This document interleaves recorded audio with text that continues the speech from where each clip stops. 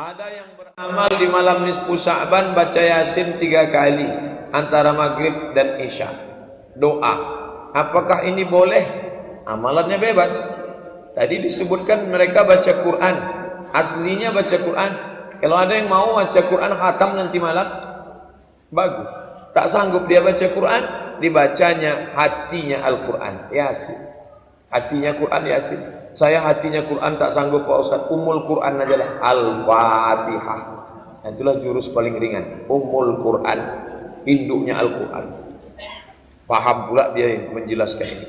Kamu hatinya, saya induknya, hebat induk lagi. Al-Fatihah. Yang paling bagus Atam Quran. Apa hukum orang baca Quran berdoa? Baca Quran berdoa, boleh. Itu namanya bertawassul dengan Quran. Kalau saya diminta berdoa, Pak Ustaz tolong doa, baca dulu Fatihah. Bertawassul dengan Al-Fatihah. Bertawassul kepada Allah, ya ayyuhallazina amanu taqullah, bertakwalah kepada Allah, wabtaghu ilaihil wasilah, bertawassullah. Dengan bacaan surat Yasin ini, mudah-mudahan dimudahkanlah segala urusan. Mana dalilnya baca surat Yasin urusan dimudahkan? Mana dalilnya? Buka tafsir Ibnu Katsir, muqaddimah surat Yasin. Kata Imam Abul Fida Ismail Ibnu Katsir, setiap perkara yang sulit kalau dibacakan Yasin, maka Allah memudahkannya. Itu imam ahli hadis, bukan ahli hadas itu. Abul Fida Ismail Ibnu Katsir. Jangan bilang ini kata Abdul Somad. Buka tafsir Ibnu Katsir. Saya anjurkan Bapak Ibu beli tafsir Ibnu Katsir, karena ini tafsir yang paling selamat dari Israiliyat. Sudah terjemah bahasa Indonesia. Tafsir Ibnu Katsir adalah tafsir yang paling bagus, karena dia ditulis oleh ulama ahli hadis, Imam Abul Fida Ismail Ibnu Katsir, abad ke-7 ke-8 Hijrah. Mazhabnya Syafi'i.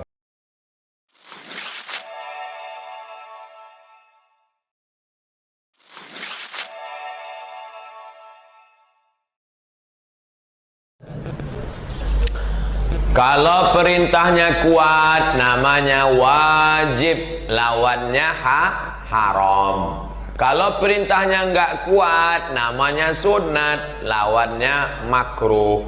Kalau perintahnya antara kuat dan enggak kuat, namanya sunat muakkad atau sunnah muakkadah. Kalau enggak disuruh dan enggak dilarang, namanya mubah. Saya anjurkan bagi pemula, jangan dulu baca fikih banyak-banyak, Hanafi, Maliki, Syafi'i, Hambali, Hanafi, Maliki, pusing. Dalami saja fikih Syafi'i dulu, beli judulnya Fikih Islam Sulaiman Rasyid. Sulaiman Rasyid dapat gelar Ijazah Al-Azhar tahun 1935 dari Lampung. Sulaiman Rasyid namanya. Termasuk ulama hebat dari Indonesia. 1935 dia udah tamat dari Al-Azhar. Fikih. Nah, itu untuk pemula. Ntar kalau sudah matang fikih itu, baru silakan mau baca Al-Fiqhul Islami wa Adillatuh, Al-Fiqhu alal Madhahibil Arba'ah, mau fikih macam-macam. Tapi punya basic dulu. Kalau enggak nanti bingung. Nah, ini tentang masalah. Disitulah baru paham. Oh, ini kuat, wajib. Ini enggak kuat, sunat. Ini antara kuat dan tidak kuat, sunat muakkad. Ini tidak disuruh dilarang, mubah. Nah, puasa nisfu Sya'ban ini anakku bukan wajib, tapi sunat. Maka bagi yang sanggup, sehat, puasalah. Bagi yang tidak sanggup, ya nggak apa-apa. Tapi kita kan sudah diberi Allah umur panjang, badan sehat, ya puasa. Belum tentu tahun depan kita masih hidup lagi. Mungkin kita hidup, tapi sudah tidak sehat. Mungkin sehat, tapi nggak hidup. Mana bisa Pak Ustadz sehat nggak hidup? Iya juga ya. Oleh sebab itu maka anggaplah ini bulan Sya'ban terakhir bagimu. Hai Abdul Somad, ini bulan Sya'ban terakhir bagimu, beramallah engkau. Setelah ini kau akan mati. Maka kita akan semangat dalam beramal. Anggap ini bulan Sya'ban terakhir. Termasuk Ramadan, ini Ramadan terakhir. Sholli wa salatuka wa anta muwaddi'. Salatlah engkau seakan-akan itu salatmu untuk terakhir kali. Maka kau akan sangat khusyuk. Besok subuh seakan-akan itu subuh terakhir. Akan sangat khusyuk insyaallah. Nah, ini tentang masalah mengisi bulan Sya'ban. Wallahu a'lam.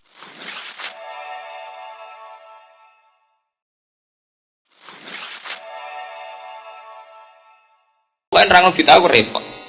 Ora kok nerangno tenanan koyo wong alim terus sing bener Muhammadiyah. Wong NU seneng ibadah sing akal-akalan. Nah ibadah NU mulai nisfu Sa'ban sampai sing jelimet. Kula niku lho jujur mawon iki. Wong paling bingung wong alim sing jelas nampak nyangkut ibadah. Sampai nak ngaji muin, kaya apa muin ngeritik sholat nisfu Sa'ban nggih mboten? Nggih mboten.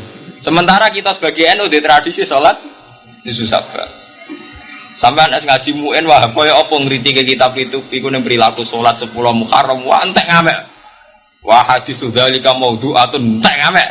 Tapi kita duwe komunitas di jamaah sing perilakune nerangno bid'ah ku soalnya sensitif. Ini kalau jawab ya, ini pertanyaan terakhir. Kalau jawab menyangkut bid'ah. Bid'ah itu persisnya kata bid'ah itu kan nyata. Ala wa iyyakum wa muhdatsatil umur. Fa inna kulla bid'atin dalalah wa kulla dalalatin benar. Jadi asli redaksi Nabi itu ala wa iyyakum wa muhdatsatil umur. Kamu itu hati-hati terhadap hal-hal yang berbau baru. Berbau baru terutama yang terkait agama. Ini yang dimaksud Nabi man ahdasa fi amrina hadza ma laysa minhu fa huwa raddun. Di agama kok mbok gawe-gawe nganggo aturan dhewe rad. Wa kullu bid'atin dolalah. Setiap bid'ah itu mesti sesat. Yaitu memperbarui agama. Itu sesat. Wa kullu dolalatin bid'ah. Nah terus kemudian ketika era ulama, kata era Imam Syafi'i, era Ahmad Hanbal, yang dimaksud bid'ah itu apa? Tarifnya bid'ah. Ada yang mentarifi mengada-adakan sesuatu yang tidak ada zaman Nabi. Itu mesti bid'ah. Tapi kan sesuatu itu kalah mbek fakta. Misalnya mbek fakta ngeten. Zaman Nabi ku wong ngaji ora nganggo muin, ora nganggo wahab. Zaman Nabi ku wong perang nganggo pedang. Apa saiki ya perang nganggo pedang senajan musuh nganggo pistol, mergo zaman Nabi nganggone apa? Pedang. Kita di satu era sing nak ngaji nganggo pulpen, nganggo kitab. Apa zaman Nabi ngaji nganggo jalalain? Sebab itu takrif mengadakan sesuatu yang tidak ada zaman Nabi ditambahi mengadakan sesuatu yang tidak ada zaman Nabi dan sesuatu tidak Islami. Sebab itu terus dibalik. Ono bid'ah itu ada dua. Ono bid'ah dolalah. Jadi wis gawe aliran sesat dan tidak Islami. Ya taruh saja kalau Indonesia ini ono aliran Ahmadiyah. So aliran sing aneh-aneh to nggih. Ada bid'ah hasanah. Bid'ah hasanah itu ulama dulu kabeh nyontono kayak madrasah. Sistem madrasah itu kan nggak dikenal zaman ulama unas salaf. Tapi dipakai mulai periode Imam Haroman, Imam Juwaini, Imam Ghazali itu ada madrasah. Nah terus bid'ah itu berkembang terus. Nak sampean takok bid'ah, masa toriko ki bid'ah zaman Nabi ora ono wong dijak grudak-gruduk wiridan ning Pangdam, lapangan Pangdam Brawijaya. Istighosa kubra ning lapangan. Iki bid'ah kabeh to. Apa tahu Nabi wiridan ning lapangan? Ora usah salat isu Sa'ban apa wae ora ono to nggih zaman Nabi. Jadi masalah utama kita nek ikhlas kalian mboten. Salat isu Sa'ban misalnya. Selama diakhiri dengan lillahi ta'ala kan sholat itu khairun maudhu'un fa'aksir aw akillah. Sholat pokoknya apik. Cek kowe mbok akeh-akehno cek mbok sithik. Pantangane sholat namung wektu 5 kan. Fil awqat al makruha iku bar asar bar subuh zawalus samsi. Di luar itu mesti baik. Jadi sholat yang mesti haram nu bar asar nganti surup, bar subuh nganti tuluus samsi karo pas subuh srengenge, pas zawal. Ini istiwa. Selain itu baik. Lah kemudian, nah ini mesti jadi masalah kemudian ono amalan-amalan sing menunjuk waktu. Misalnya sholat nisfu Sa'ban, sholat Tasu'a, sholat Asyura. Tapi itu hakikatnya kan hanya penamaan. Saat kita sholat kan tetap lillahi ta'ala tuh. Misalnya usolli rok'ataini nisfa Sa'ban, tetap nopo lillahi ta'ala. Jadi menurut saya itu tidak masalah. Sing masalah itu ketika nanti kaifiyah sholat orang kaya zaman Nabi. Mulane nggih nyuwun sewu nggih. Tiang-tiang NU sing alim niku gedeng Muhammadiyah perkara tarawih kan ndak masalah jumlah 8 sebetulnya. Protes kenapa patang rakaat gak dipisah sampai tahiyat. Nggih betul. Kiai-kiai ngalime lho nggih. Kan ndak nyoal jumlah 8 nih. Lho masalah jumlah kan bebas to nggih. Ulama ijma salat 2 rakaat yo ibadah, patang rakaat yo ibadah, 6 rakaat nggih. Lho nggih mboten. Fair mawon loh. Kan tidak harus 20 kan untuk menjadi ibadah. Untuk menjadi ibadah loh. Untuk dikatakan terawih harus 20, tapi untuk menjadi ibadah sholat sunat mosok kudu 20. Lho beda ta nggih, untuk dikatakan terawih membuat Pak Pri keberatan orang. Untuk dikatakan ibadah sholat itu kudu 20 rakaat atau bebas? Untuk dikatakan ibadah bebas kan? Saman sholat 2 rakaat ibadah, 4 rakaat nggih ibadah, 6 rakaat ibadah.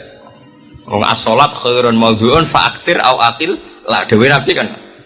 Cuma kan wonten masalah sing KN ora pati sering KN sing alim mboten masalah wolu niku. Kan wonten tradisi 4 rakaat sak salaman. Lho yang mereka ada sering napa? 4 rakaat sak salaman. Karena itu tidak ada zaman Nabi.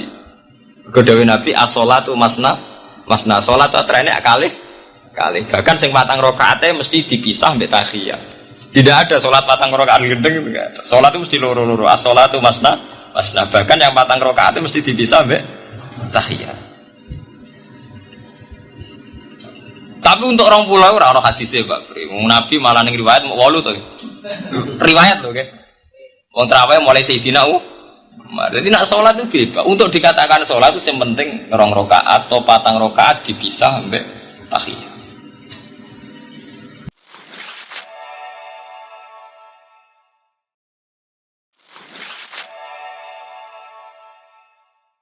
Ada banyak pertanyaan seputar pertengahan di Sya'ban ini. Sampai terakhir kami dapati kemarin di Jakarta tentang pertanyaan tersebut. Bagaimana tentang keterangan-keterangan hadis yang menyebar seputar keutamaan atau amalan-amalan di pertengahan Sya'ban, khususnya baik di malam Sya'bannya ataupun di siangnya. Penting kami sampaikan setidaknya hadis-hadis seputar pertengahan Sya'ban kita bisa dapati ada satu yang kualitasnya sahih, ada satu yang kualitasnya dhaif, dan selebihnya umumnya palsu. Selebihnya umumnya palsu. Saya ambil contoh yang palsu misalnya.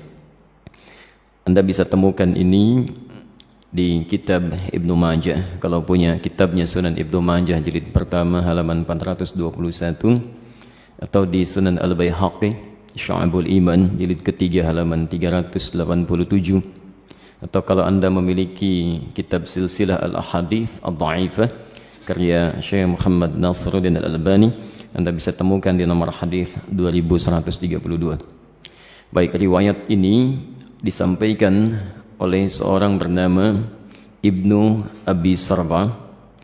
Beliau mengatakan menerima dari Ibrahim bin Muhammad, beliau menerima dari Muawiyah bin Abdullah bin Ja'far, disampaikan dan disandarkan pada sahabat Ali bin Abi Thalib. Alhamdulillah. Hadisnya barangkali sangat populer, pernah Anda dengar. Idza kanat lailatun nisfi min Sya'ban, jika telah tiba malam pertengahan bulan Sya'ban atau malam atau di hari pertengahan Sya'ban, faqumu lailaha, maka hidupkan malamnya dengan banyak menunaikan salat, wasumu naharaha, dan siangnya lakukan dengan puasa. Faman min mustaghfirin, maka siapapun yang bermohon ampunan kepada Allah, maka Allah akan mengampuni orang yang memohon ampunan itu. Pernah dengar hadis ini? Itu statusnya palsu ya. Hadisnya palsu. Hadisnya palsu. Cacat palsunya ada pada seorang bernama Ibnu Abi Sarbah, orang pertamanya. Ini dinilai oleh para ulama hadis sebagai orang yang sering memalsukan hadis. Adapun yang dhaif Anda bisa temukan di Asnal Matalib jilid pertama halaman 84. Itu disandarkan pada Aisyah radhiyallahu anha bahwa satu kali beliau kehilangan Rasulullah sallallahu alaihi wasallam di malam pertengahan Sya'ban. Faqadtu Rasulullah sallallahu alaihi wasallam, dan itu bagian Rasulullah menginap di rumah beliau. Ya, diduga beliau sedang ada di tempat istri yang lain. Dicari oleh Aisyah, ternyata sedang ditemukan di Baqi. Ya, beliau sedang berdoa kepada Allah Subhanahu wa taala agar sekiranya Allah berkenan mengampuni para muslim yang telah wafat di pemakaman Baqi.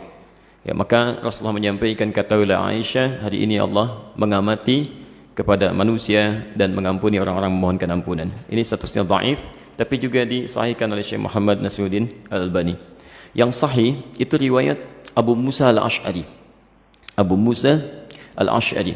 Anda bisa temukan di silsilah al-hadits as-sahihah, alhamdulillah, karangan Syekh Muhammad Nasruddin Al-Albani, nomor hadis 1144. Ini yang sahih, yang kalimatnya juga singkat, ya, bahwa Nabi SAW menyampaikan Allah Subhanahu wa taala mengamati, bahasanya mengamati, ya, kepada hambanya, ya, di malam pertengahan Sya'ban, ya, di malam pertengahan Sya'ban, dan mengampuni yang memohon ampunan sekalipun sebanyak bulu domba di sekuk kalam.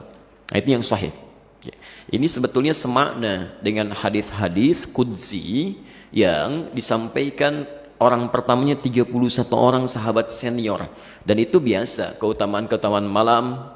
Misal yanzilu rabbuna tabaraka wa ta'ala, Allah kemudian ya menghamparkan rahmatnya ke langit dunia kepada hambanya setiap sepertiga malam. Itu tiap hari itu, ya, sepertiga malam, ya.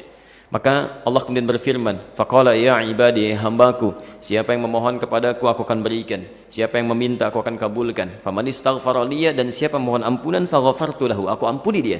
Itu tiap hari, tiap hari. Jadi kalau anda nggak minta itu rugi, dan hadisnya qudsi, ya. Dan khusus untuk malam Sya'ban, hadisnya berbeda seperti tadi kami sampaikan dari Abu Musa al-Ash'ari, itu dimulai di malamnya. Kalau tiap hari di penghujung malam. Nah, jadi ini yang sahih. Dan amalannya Nabi tidak menyebut spesifik. Karena itu sahabat itu banyak beramal saja. Ya, ada yang kemudian salatnya qiyamul lail, yang tahajud, ya. Ada yang banyak beristighfar, macam-macam. Dan tidak ada amalan spesifik.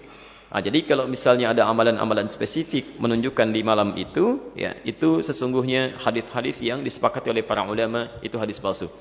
Misal hadis yang mengatakan bahwa bangun di malam Sya'ban, tunaikan salat sekian rakaat, dibacakan dengan qul huwallah di awalnya dan sebagainya.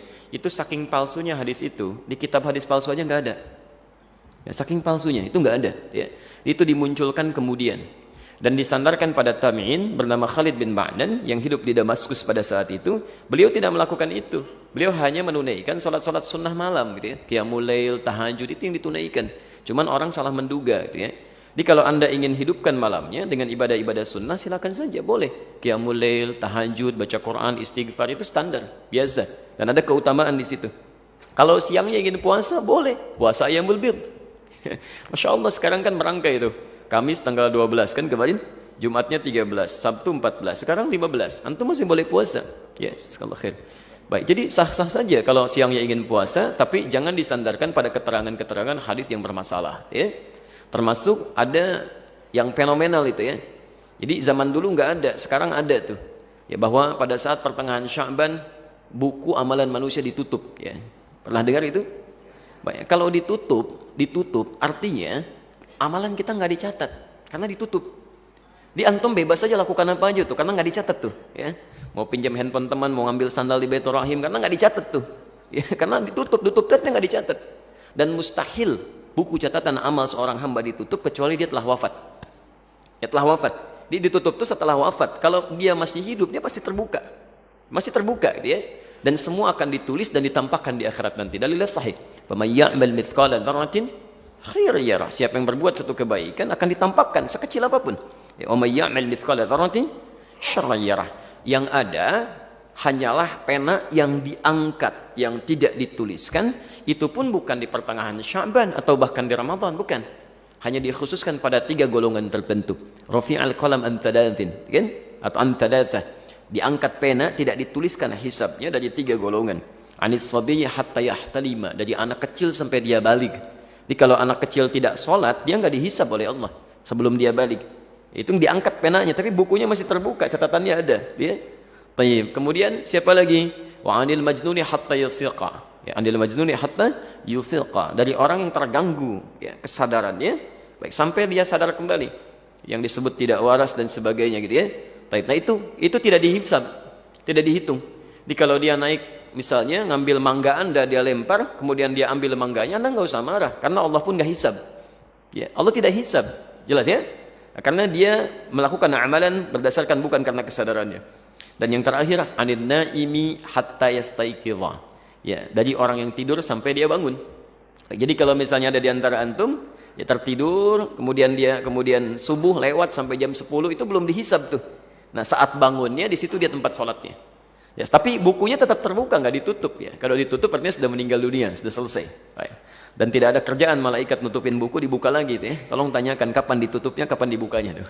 Oke. Jadi itu diantara amalan-amalan yang barangkali penting untuk disampaikan. Jadi tidak sepenuhnya keliru juga beramal di pertengahan Sya'ban, tapi juga tidak sewajarnya jika kita melakukan amalan yang tidak pernah ada dalilnya, ya, sekaligus juga tidak ada ketentuan dan contohnya, itu barangkali yang coba kita hindari. Kalau beramalnya silahkan, karena tuntunan umumnya ada, hadisnya dan sebagainya. Tapi amalan-amalan sunnah yang memang pernah diajarkan dan dicontohkan untuk dilakukan. Saya kira jelas ya.